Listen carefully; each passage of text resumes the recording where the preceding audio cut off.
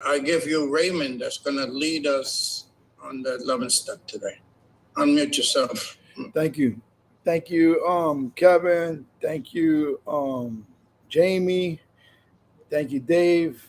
Thank all the readers. Good to be here. Um, I don't know how many times Jamie has invited me to come to this meeting. I've been so busy. My schedule is crazy, but I have invited. So I connected some of my friends. So I gave them some speakers. So um, I'm glad I'm here. Good to see a lot of beautiful faces. I love you guys. Um, I spoke at an event today in Manhattan live. It was good to, the energy was, they say in London, it was buzzing. It was buzzing. It was powerful. It was good. I love Zoom. And my topic was back to the basics. It was about basics. And, it was interesting. So now I'm 11th step. Um, I'm thinking about the 11th step and where I'm at today. And it's an ongoing journey. I don't think the 11th step stands alone. That's not my experience. Like, you don't get to like the first step is very, very important to to the 11th step. The second step is very, very important to the 11th. I don't think that the 11th step is a plateau you reach. I think that is a journey. Is a direct result of living the steps, the first 10 steps. And unfortunately for me, it took a lot of time. It took a lot of time to get with the God thing. I was stuck at the second step for a long time. I come from religious abuse, and I could not connect with a higher power grid. I thought it was like one big spiritual manipulation. Whatever the wording was, I didn't want that thing because he was going to try to get me to that. I didn't want God. Um, People talk about loving, caring God, and I really, at the age of 9 years old, I stood in front of a platform in Brooklyn and Greenpoint, and I was hoping and wishing I had the courage to jump in front of the train. So at 9 years old, my life was, I didn't want to be here no more. Life sucked. God sucked. If there was a good, loving, caring God, he missed my house. And so it took time. It took time to get with the higher power. I think that's why the 11th step is 11th step. And the disease does a great job giving us book studies, gave me book studies, and the third step is not the 11th step. The second step is not the third step. You get what I'm saying. And so it was a journey. It was a journey. Um, it was a beautiful journey. Even the pain and the suffering. Today, I share today all my crazy stuff that I've been through clean and going to jail clean and clean. Everything is better clean. I don't care what it is, clean. If you gotta, bury a parent, clean is better. If you get cancer, clean is better. If you have a couple of strokes, clean is better. You know what I mean? If you got to bury your children, clean is better. Whatever it is, clean is better. And so I've learned basically everything I know from people in Narcotics Anonymous, literature, speakers. I didn't come up with any great philosophies, concepts, ideas, principles on my own. And if I did, I should be very, very careful because I'm probably in big trouble. I'm one of those cats that get great ideas, and when we implement those great ideas, people are bleeding or crying. You know what I mean? So I went through the journey. I think it's interesting, right? This is just, I'm a literature guy.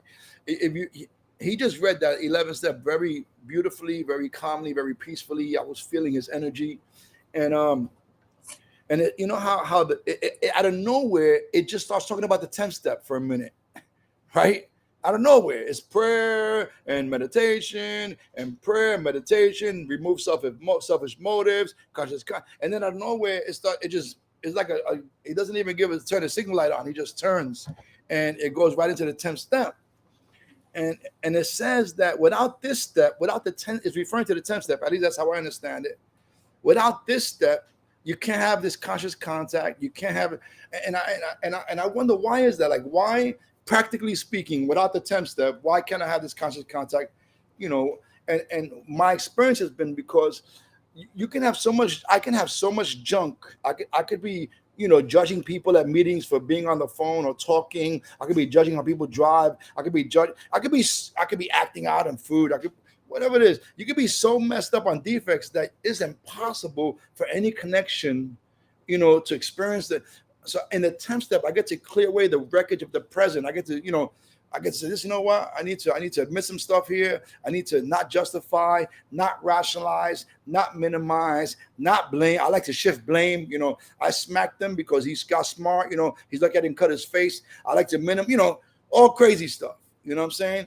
And if I'm not admitting when I'm wrong, when I'm not taking responsibility for my conduct, for my actions, there's a block in the 10th step that doesn't allow the 11th step power to flow through, for lack of a better illustration or example.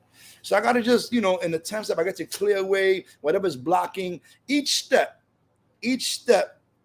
tears down the walls that keep me from being intimate with my higher power, right?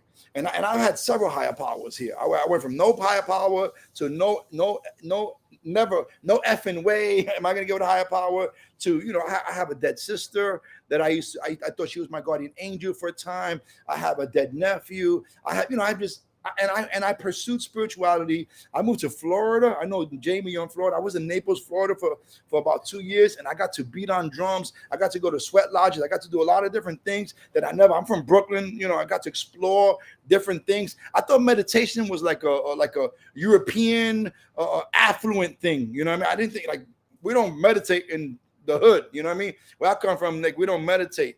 And so I thought so meditation was like a class of person, or particularly even racial. Like it takes 10 steps to get to the 11th step. You know what I mean? And some people, it took me a long time to understand the process. It says having entered this phase in our recovery. It took me a long time to enter that phase. It took me a lot of suffering, a lot of tears, a lot of suicidal thoughts, a lot of bottoms, a lot of acting out and being here again in despair and so it took me, I think the 6th step talks about that only a power greater can help us, but to the extent that we really understand that depends on our experience with the on and off again struggle and surrender associated with character defects. And so I think, so as you can see, all the steps, without any aspect of any of those steps, the 11th step is minimized, and my experience with it is minimized. And I know what is to have superficial connection and have a profound connection. And so it's been a beautiful journey. I'm grateful for all. I was in Harlem today, and I was thinking about Jamil the General, how he helped me, his speaker tapes helped me, and I was thinking about other people, Melvin C. and Khalees, and I was just thinking about people who I'm standing on their shoulders right now. The information I got, whatever insight I got, they breathed life into me. God used them to speak into my spirit. And many others. And so prayer, right? Prayer is talking to God. It's not that, it's prayer is talking to God on your head, on your knees, in the car, on the toilet, in the shower, whatever floats your boat, whatever fits with your spiritual path. You understand? My friend Jimmy says something very interesting. Jimmy Jam, not Raymond R. Don't listen, Jimmy Jam from Hollywood, California. He says something very interesting about prayer. He says prayer is like sex. It doesn't matter what position you're in as long as you make contact. Okay. So I thought that was very interesting. That's what I thought that was very interesting. Doesn't matter what position, as long as you're making contact. I thought that was very profound, actually. And so, if I want to hit my knees because I'm feeling humble and I'm feeling desperate, when I'm in a lot of pain, I get very humble. When I do anything, I hit my knees, I'll weep, I'll wail, I'll yell. The more pain I'm in, the more passionate I seem. Doesn't mean it's passion. It could be desperation. And desperation turns into passion. So, but prayer is talking to God, man. And I talk to God. I've learned how to talk to God. It's crazy because it says for those of us who don't pray, when you come from religious abuse and spiritual abuse, I get emotional. When you come from when people get in the way of your relationship or your pursuit of spirituality or higher power, and when things happen and you're blocked internally or you're blocked, so all you can do is share meetings. I used to share meetings. I used to share profoundly. I used to share that before they had burning these eyes. I would just, and the new literature says that our sharing at times can be just a prayer that we don't even know that we're lifting up to a higher power. That honest sharing could be a prayer. That's powerful to me because my pride, I'm not praying to no freaking God. Where was your freaking God? I'm not praying. My pride, has it got that bad that we got to pray? You understand? And so it took me a lot of pain and suffering. It took me a lot of healing in the fourth and the fifth step. It took me forgiveness in the eighth and ninth with the man who did what he did to me. It took me, I had to forgive my grandmother in the fourth and fifth step from her religious, it's a process. And so I pray now. I pray in my car. I pray while I'm driving. I take prayer walks. I've learned to pray for other people. I had today is Saturday. There was a man in recovery in part of my marriage groups. And he was talking about taking care of his wife who has dementia. And that just moved me. That he married his woman and she's no longer there, but her body's there and he's loving her and he's standing on spiritual principles. And that moved me. I just took time to pray for him and his wife. I asked him for his wife's name and I prayed for him. And, that was very moving to me. And so I got his phone number and I reached out to him. And so I pray for other people, I in my process, part of the 11th step thing, it says results count in 11th step. Results count.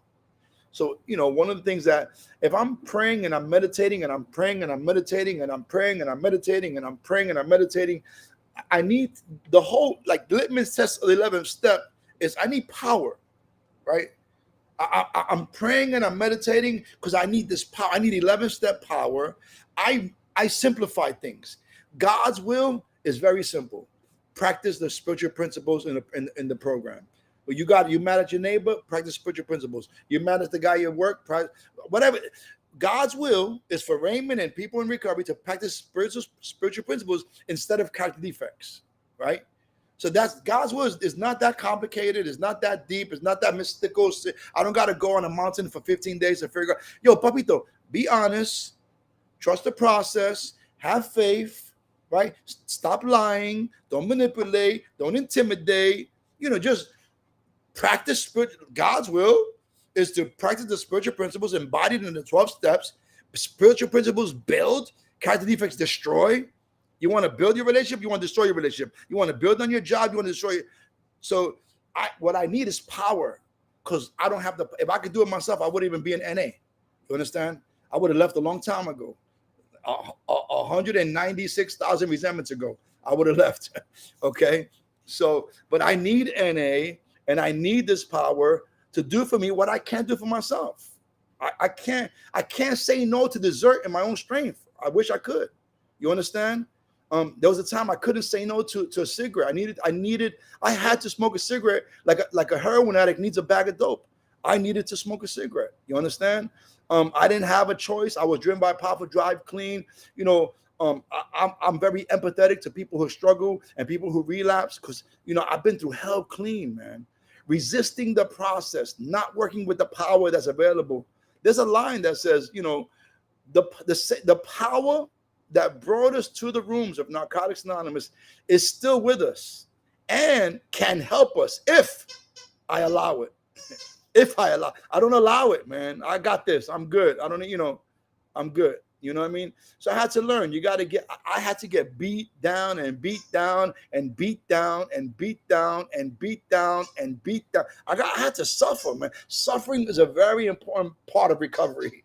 Is the entirely ready process. Suffering, are you tired now, Raymond? Can you hear me now, Raymond? Do you want to do the step now, Raymond? Are you ready now? Suffering is very important, and I know I don't like it, and we don't like it, but is part of the preparation. So I've learned how to pray. Meditation. Like I said, I didn't understand it, and I was ignorant. I remember I paid $1,000, bro. I paid $1,000 to go away for a weekend to learn how to meditate. And the guy pissed me off, man. He said, I felt like he was in the Warriors. Can you count suckers? He said, he says, anybody here know how to worry? I said, worry? I said, I'm a professional at worrying. I hear something in my car. I say, oh my God, the mechanic's gonna rob me. Oh, he's gonna try to play me. He's gonna. I start going. I worry, and I plot and I scheme and I think he's gonna get me. He's gonna fix one thing. He's gonna break another. One little thing in my car. I start meditating the wrong way. That's why he taught me. He said worrying is a form of meditation, but in the wrong direction. I was like, I paid $1,000. That's deep, but I hope I didn't pay $1,000 for that. You know what I mean? But but that was, he said, listen, most people don't even know that they're meditating. If you can worry, you worry. You ever been obsessed with something like, well, my wife don't text me back, or whatever it might be. But I texted my daughter yesterday, and every second feels like 10 minutes. Every second I'm meditating. Why is she not calling me back? What she's doing? She saw it. She ignored me. What she doing? She don't want to talk to me. I'm bugging. I'm meditating the wrong. I can meditate. I'm a very good meditator the wrong way. You understand?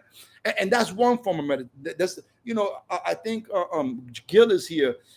Conscious contact in the mornings, they do the 5-minute meditation, right? Just sitting still for 5 minutes, man. Sitting still. The monkey brain is going to be the monkey brain if I don't got 10 steps in me. If I got all this cluttered spirit and all this anxiety and all this unresolved pain and unresolved resentments and unresolved, if I got all this stuff and I didn't do the 10 step, how I'm going to still, it's like having somebody's changing every channel, changing the channel, and every channel is a bad show. It's horrible. You understand? Jason, Freddy Krueger, every channel. When you don't do the 10 steps, how can you expect, Raymond, to be able to have the 10-step results and actually sit still?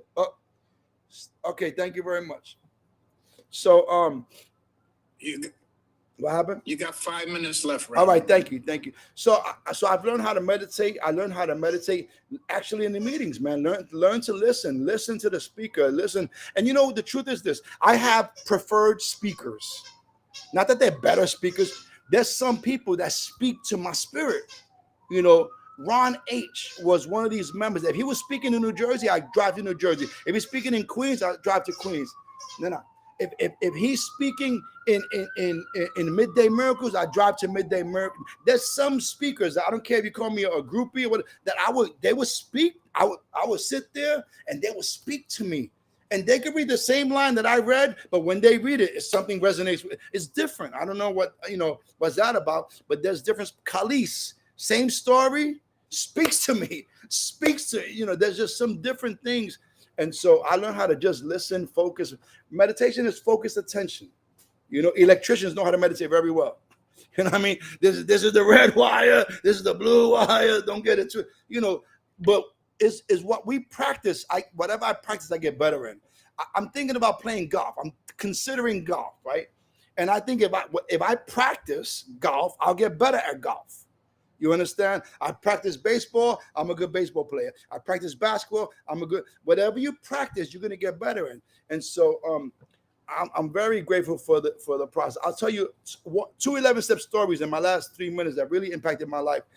One is that there was a story of this old man back in the days in Puerto Rico. Back in the days, where they didn't have no ice, no refrigerators. They had ice houses and bath houses. And this guy in Puerto Rico, he went and got the fresh meat and the fresh milk, and he went to put it in the ice house. They got ice in this particular little, like a cabin thing, and he went to put the meat and the milk in the ice house. And he came home. He walked to his house, a couple of and he realized that his great grandfather's watch was missing. It wasn't on his wrist, and so he was like bugging out. Oh my God, is an heirloom, and my great grandpa. And he goes into the ice house and he starts going crazy, throwing the meat, throwing the milk, flipping. He's cursing. He's bugging out. Throwing everything around, all this stuff, going crazy, cursing. He can't find out. He goes home. He kicks in the door, kicks the cat. He's cursing. He's pissed off. He tells him, what's wrong with you? What happened? Why are you kicking it? Oh, my great-grandfather's watch is gone. I can't believe I lost it. And she said, where did you go? She starts like, I checked everything. Did you back? I backtracked. I looked everywhere. I can't find. It's not there. It's gone. She goes, but where did you go? Why are you asking me where did I go? I checked already. I told you I backtracked. She goes, Papito, but where did you go? I went to put the milk. Long story short, she goes to the ice house. She comes back in 3 minutes with the watch in her hand. He goes, where did you find the watch? What's going on with the watch? She said, well, I went into the ice house. I closed the door and I sat still. And I heard tick, tick, tick, tick. We're too busy. We're too moving around. We're too entrometido. We're too running fast here, there, trying to do. We got to sit still. Give God an opportunity to work, Raymond. How can God work if you're still breaking it? You're not done breaking it yet. You understand? And so I needed to learn how to just sit still. And that's, being able just to sit still and breathe, sit still and count, sit still and whatever. Let God do whatever he wants to do in sitting still from 5 minutes to 10 minutes and so forth. I don't got time for the other story. I want to honor the time. But listen, prayer and meditation, right? More prayer, more power, more meditation, more clarity, right? Just real clear. I need to practice spiritual principles. Do I gotta lie?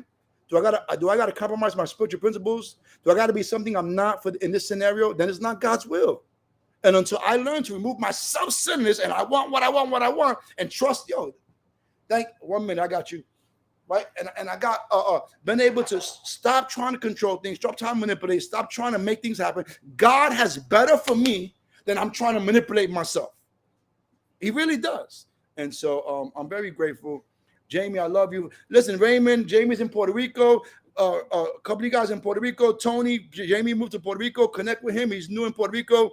Get him connected out there. Tony and Raymond is in Puerto Rico, Jamie. All right. Thank you for letting me share. God bless you guys. Thank you.